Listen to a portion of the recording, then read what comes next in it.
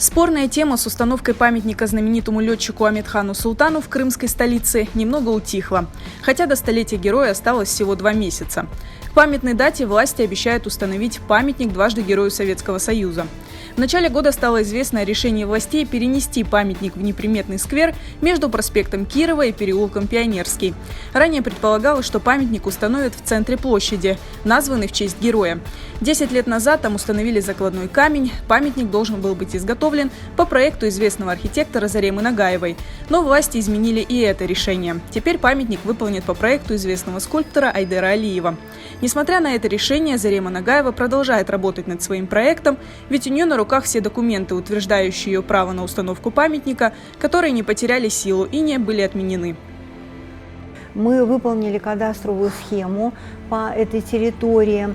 Там, где находится закладной камень, все об этом знают, об этой территории. Мы расследовали инженерные сети, которые проходят по этой территории. Практически они нам не мешают. Территория свободна от сетей, они проходят с краю. Это зеленая зона, никаких помех там нет. Группа Заремы Нагаевой пытается оформить земельный участок, который был выделен под установку памятника. Это так называемый треугольник по улице Козлова. Они отправили запрос в администрацию города, но ответа пока нет. Одновременно Нагаева занята поиском средств на установку памятника.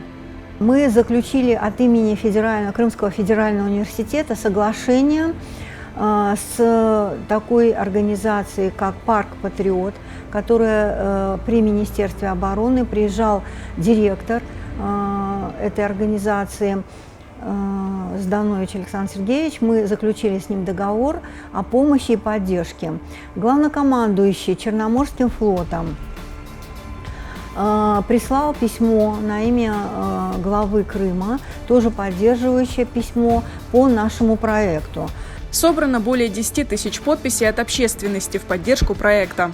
Проект действительно уникальный, который должен украшать центральную площадь Амедхана Султана. Он такой, вы знаете, великолепный, он очень красивый, он 15 метров высоты, стоит Амедхан, возле него вот эта серебристая ступенечка, вверх, а наверху там самолет-истребитель. Вот он будет украшать площадь Амедхана Султана. Зарема Нагаева со своей группой готова установить памятник летчику в следующем году, если удастся оформить земельный участок и уладить все спорные вопросы. Территорию же по проспекту Кирова власти обещают облагородить до конца сентября.